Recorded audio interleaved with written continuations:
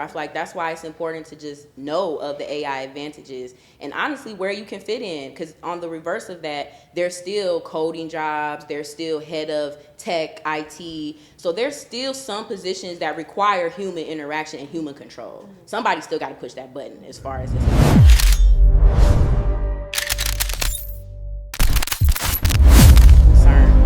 So I feel like we gotta be more aware of the AI. Notice the fakes. Notice the new technology that's coming out. How to identify it. How to manipulate it to our advantage outside of vanity. You know, but that's the way we got to go for it. Because there is some good, but I worry as far as what Jasmine said, that personal interaction. Yes. Like as a communications person, interviewing people, I come across people on a regular basis, and sometimes you can talk to a person and they'll give you the best advice you ever heard in your life. Mm-hmm. And you'll never see them again. Mm-hmm. But that stems from that meaning of human interaction. I just want to talk, and you seem like you want to listen. Mm-hmm. So that's the part I think really that sticks out. Do you think it's a crisis? Do you think we're in a crisis? We just don't know it? Yeah. Yes. I do. I think, well, I was paying attention to the kids, like when we was going into the school, I was paying attention to the kids in each classroom that y'all had. And when I went into the classroom with James, he had me recorded, but all of the kids were on their phone before the period started. And then both of y'all classroom too. I was shocked in your classroom when I came in, and I think I asked you a question or something, but the guy that was sitting next to you, he was like, "Hi, how you doing?" Like he wanted to have an actual conversation. I remember that kid. I was so shocked. And he was like, "Ma'am," and this, and I'm like, "Oh my gosh, people got manners." Yeah. Unusual. I remember that. But I remember that kid. I remember exactly who that kid is. Yeah. But he left a memorable experience because it's like it's not normal anymore. Yeah. It's colder. It's colder. Way colder. It's cold. It's a colder world when technology is the primary. Because we're no longer censored. Yeah. When you see dead bodies in the morning, or you see a gorilla jumping off of the Empire State Building, there's a sense of like loss of reality you have, where you're not sensible to like real life emotion. Wow. You're just like a little numb to it. Or consequence. Yeah, that's true. I could jump off a building. Yeah. Wow. On a bigger scale, do you guys have like? Well, let me ask you guys this first. Have you guys all played like VR? Have you guys ever? Yeah. You guys have all done VR? My A little bit. My nephew. My son. I do it Do with you him. guys have personal boundaries? Like, once it gets to this, like it's implanted in my head, I'm not doing that. Or do you guys even think about stuff like that? I do with my nephew, only because I feel like he's a part of that generation where they have no break from technology. They're just, it's embedded. He can't function if you don't have some sort of technology throughout the day. So I do get to a point where, okay, I'm gonna feed it, and then now we're gonna stop. Now let's go touch grass. Just for I'm me. talking about more like, would you personally, like, how far are you willing to go with technology yourself? I think our generation's different because we want to experience real life experience. Well, that's what I'm saying. For me, So- it's easy for me to be like, oh, I'll just go throw that headset on. And, No, but that's what I'm saying. You're younger than us. That's what I'm saying. That's what I'm saying. Yeah. I'm curious, like, Yeah. for an older generation, do you guys? No, not at all. I've never sought the Oculus experience, Right.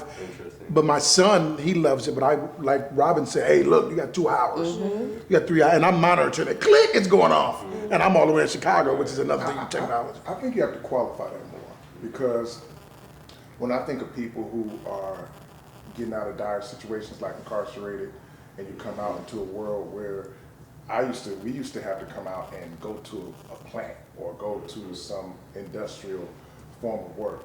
Now I'm telling them, man, forget that.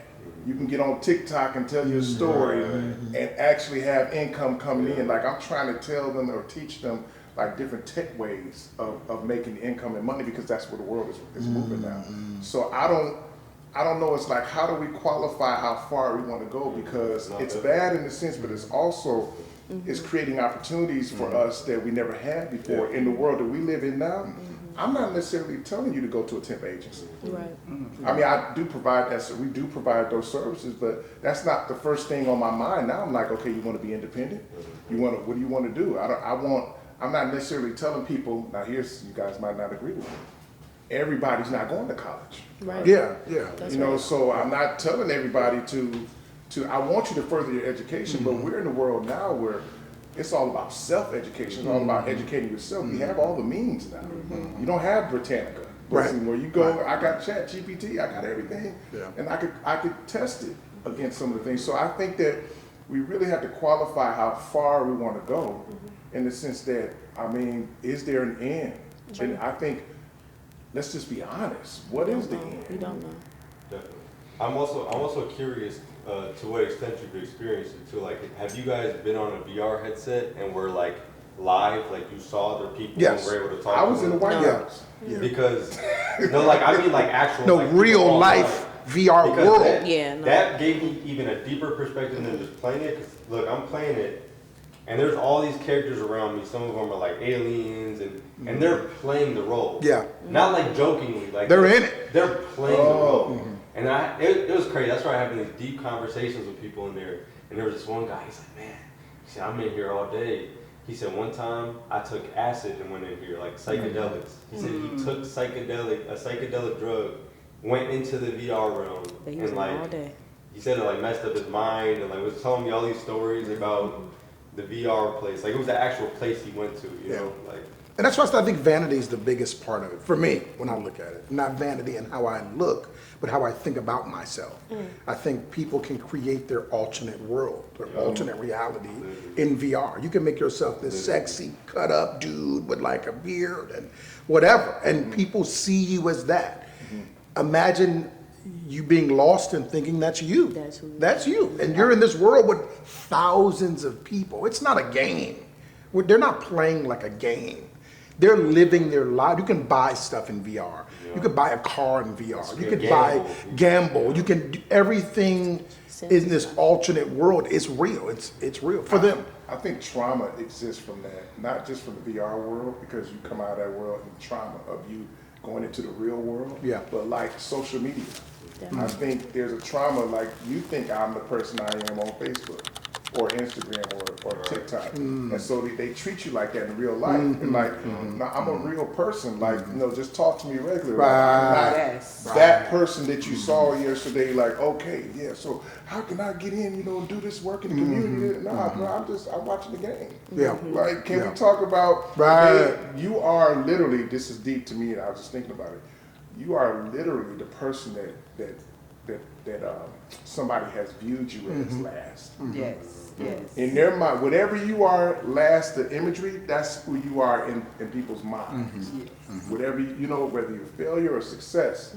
And so they're captured, you're captured in somebody else's interpretation of you yesterday. Yeah. And you could be a whole new person today, and they got you caught up in yesterday. And that can hurt your health. I have that issue all the time. I was having a conversation with Robin not too long ago, because everybody know me from the internet, and then when they get around me and then I'm quiet, they're like, who is this person? Yeah. It's like, it's like I understand celebrities in a little bit, because it's like it's a job. You got to put on that, that act, and you got to do that, but then you go home to your regular life and you be your regular self. Completely two different people. Desi, when I first saw you,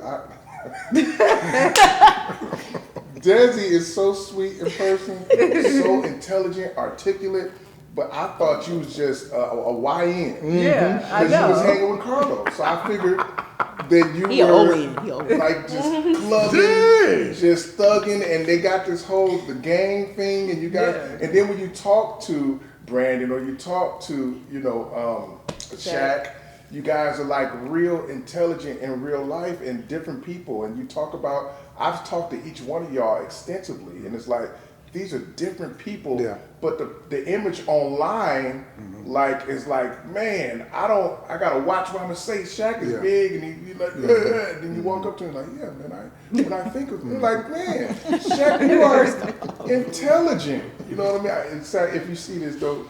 I'm just saying that you all are more than what we see online. All of us are. Yeah. And you can't. People hold you to that last thing. Yeah. But that also falls into you can be whoever you want to be on the internet. And I think a lot of people get wrapped up in that. You can be whoever. I was just gonna say, you guys just made me realize that we live in the most time where you can hide who you are to the most extent, and at the same time, it's hide who you are at the same time, because there's so much information out there. But it's like a weird balance, You just got. I think I talked about this on another podcast, the consumption and production level. You gotta be able to control how much you're consuming Yes. and what you're producing, if you're on there to produce. But I think it's like 15% of the users are producing. The rest of them are consuming it, you know what I mean? So it's hard. I think that's hard to live in the I world. agree. To live in the I know world. with me and media, like, yeah, being in this world, there is a certain expectation too, being a woman in media, of things that you should be doing online, or that you should be posting, or that you should be talking about. So when you don't do it, and then people meet you in person, they're kind of like, well, this is what you should be doing. You be more on if you did this. But there's that point of separation. Like, I'm still a person. Right. Robin still has to sleep with Robin's morals every night. You know, Robin still has to make decisions in the real world that may or may not affect what she puts online. Have you ever So- fought that? Like, I find myself fighting that all the time. Absolutely. I gotta do more, I gotta do more, I gotta put out more. Absolutely. All And then the I'll be like, time. no, don't do more. All the time. Yeah. But I feel like, to your point, it's that balance of consumption. Like, if I'm on social media too much, that's when those thoughts start happening. If I'm looking at too many profiles, comparing my stats, looking at this, okay, I ain't doing enough. I gotta go work. I gotta go do it. Right. But if I'm able to just do my work on social media, you know, do my stats, do my posting, do my scheduling, and get off, I'm able to have a whole fresh mind perspective of something else that I want to work on, or go look at that real estate, go build on those other life things that I should be doing too. You know, I feel like as we grow, we also forget about the life milestones we should be doing as adults. Like, everybody's goal shouldn't be content creation. That Right. shouldn't be your only job. That's that shouldn't be everybody's your job goal. now. Yeah, you shouldn't just be an influencer. You should still want to have a 750 credit score. You should still want to travel. You should still want to have your passport. So just balancing that duality of real life and fake is so important. That's good. Let me ask you all as influencers, because I mean, this to me is a big question, because if you guys are online all the time, you have to be. It's your job to a certain degree.